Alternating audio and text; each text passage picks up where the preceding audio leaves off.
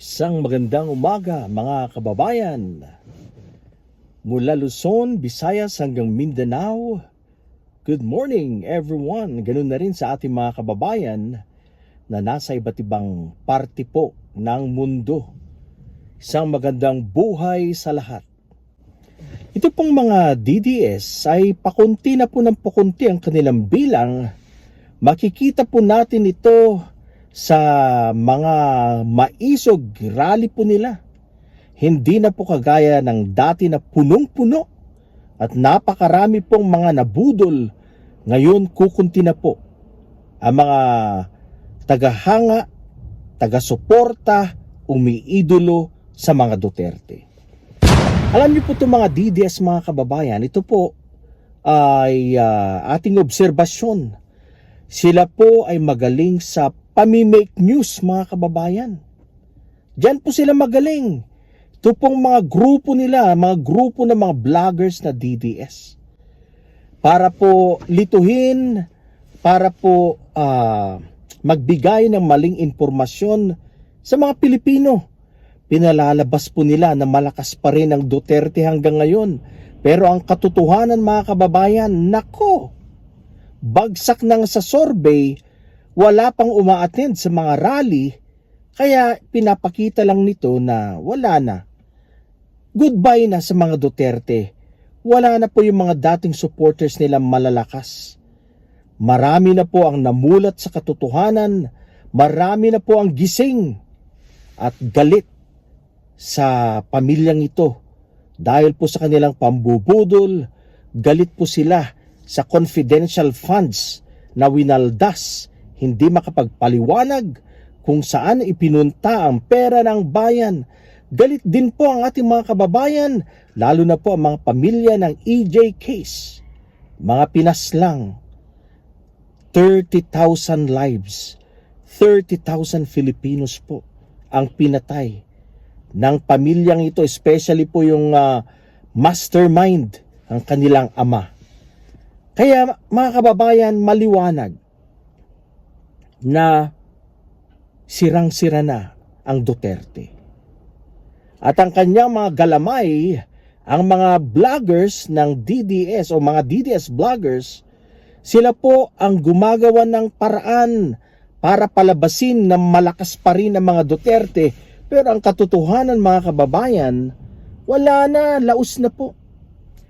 Isa nga po itong si Jay Sonsa. Alam naman po natin na magaling po itong fake news din. Itong si Jay Sonsa mga kababayan. Sinasabi niya pong yung huling maisog rally ng mga DDS. If I'm not mistaken, sa Cebu po ito. Sinasabi niya pong 50,000 katao ang dumalo. Mga kababayan. Napakalaking bilang, 50K mga kababayan. Pero ayon po sa PNP, yung pong kanilang rough estimate, mayroon lang pong 3,000 katao, 3 hanggang 4,000 katao ang dumalo sa rally. Napakalaki po ang pagkakaiba. 50K versus 3K. Magaling po talagang fake news ng mga tao na to mga kababayan. Bilib na bilib po tayo sa mga DDS vloggers sa kanila pong mga kalukuhan. At lately nga po itong si June Abines, na kung saan paiyak-iyak po siya dahil kinasuhan ni General Torre. Well mga kababayan, meron po siyang nagawang kasalanan, kaya po siya nakasuhan. Liwanagin ko, ito ay hindi martial law. Ito ay hindi panggigipit. Napakaliwanag, gumawa ka ng kasalanan, June Abines, kaya ka kinasuhan. Do you think kakasuhan ka ni Major General Nick Torre kung hindi ka gumawa ng kalokohan? Hindi ka kakasuhan. Si General Torre ay isang matuwid na leader. Hindi po siya yung pinagsasabi mo na isang berdugo na ginagamit ng Administrasyong Marcos para gipitin, para patahimikin ang mga DDS vloggers. No, hindi siya ganun. Ang nangyari, gumawa ka kasi ng kalokohan na labag sa batas. Kaya yun. Mga kababayan, tama lang po yung sinabi ni General Torre na sumusobra na po ang mga ito. Kahit nga dating Pangulo, kinasuhan ni General Nick Torre. Mabuhay ka, General. Ipagpatuloy mo ang iyong gawain. Ito ang tama. Kaming mga matitinong Pilipino ay sumusuporta sa iyo. Alright, ito pong si BP Sara ngayon ay maliwanag na tumutulong po sa pangangampanya sa kanyang mga PDP, mga padapa candidates, kandidato ng kanyang ama. At nakikita po natin ang latest, tinulungan po niya itong si Bato de la Rosa sa kanyang campaign ad, mga kababayan. Pero nakakatawa, yung pong tumutulong kay Bato de la Rosa, isa rin pong tao na may mga kasong patong-patong na hinaharap, yung ating pong vice presidente. So do you think may bearing kaya ito? Pareho na kayong katawa-tawa. Yung tumutulong, sumusuporta kay Senator Bato de la Rosa ay isa ring inakusahan, isa ring kinasuhan, may patong-patong na kaso, at andyan pa po ang articles of impeachment na hanggang ngayon ay pinag-uusapan kung kailan ito gagawin. Kung initially sabi June 2, tapos naging July 21 after na po ng SONA. Hindi po natin alam kung kailan po mangyayari itong trial sa Senado, mga kababayan. Itong si Bato de la Rosa, nakikisawsaw po sa issue sa TRICOM, yung pong pagpapatawag sa mga DDS vloggers, mga kababayan. Sinasabi niya pong hindi daw po makatarungan, dapat ipatawag din ang mga vloggers ng Administrasyong Marcos. Yan po ang sinasabi niya. For your information, Senador Bato de la Rosa, ang mga vloggers kasi ng Marcos admin, ang nakikita po natin, wala naman po silang issue ng pami-make news.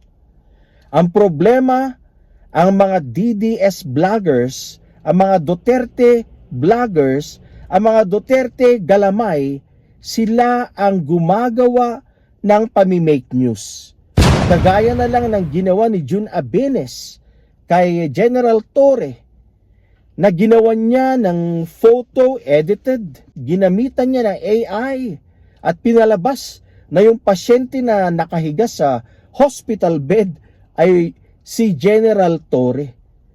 Pinalabas niya pong may sakit na hospital, kaya nag-worry po.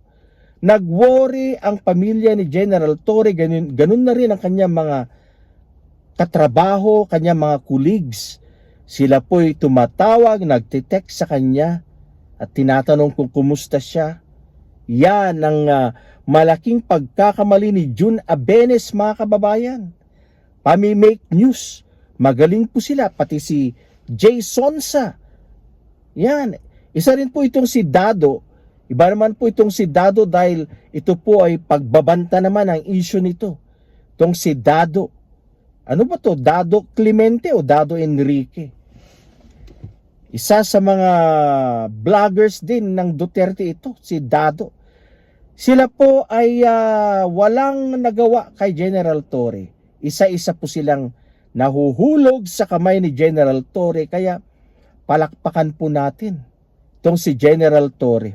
Balikan po natin itong si Bato de la Rosa.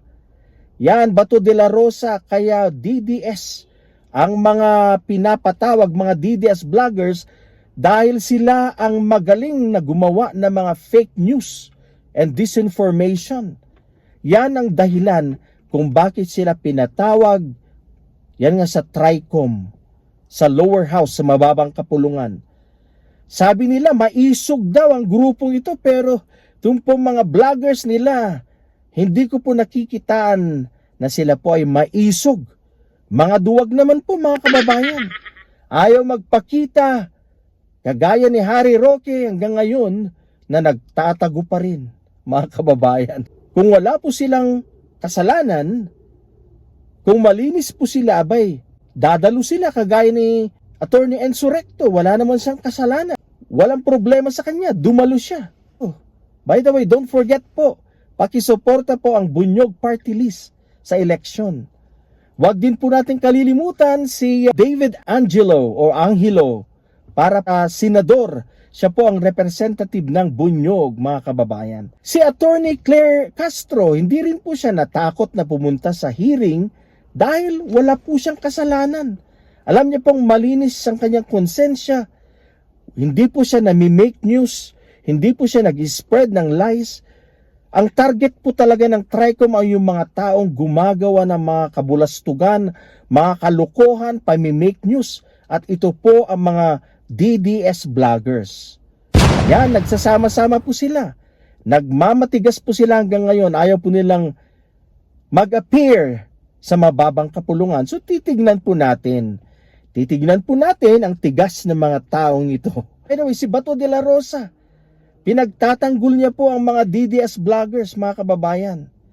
Sabi niya, gawin daw pong patas. Ulitin ko, bakit ipapatawag ang mga administration vloggers? Hindi naman sila gumagawa ng fake news. Kaya tinatawag itong mga DDS vloggers dahil sila ang may problema.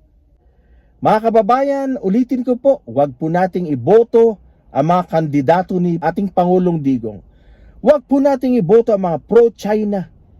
Sila po ang salot ng bayan. Iboto po natin ang mga matitinong kandidato. David De Angelo, Heidi Mendoza, Bam Aquino, Kiko Pangilinan, Luke Espiritu, Arlene Brosas, Franz Castro, Sani Matula, at marami pa pong iba. Mga matatapang, makabayan at maka-Pilipino. Mga kababayan, ito lang po muna ngayon. Please subscribe to my channel. Ipaglaban po natin ang ating bayan. Ipaglaban po natin ang katotohanan. Maraming pong salamat.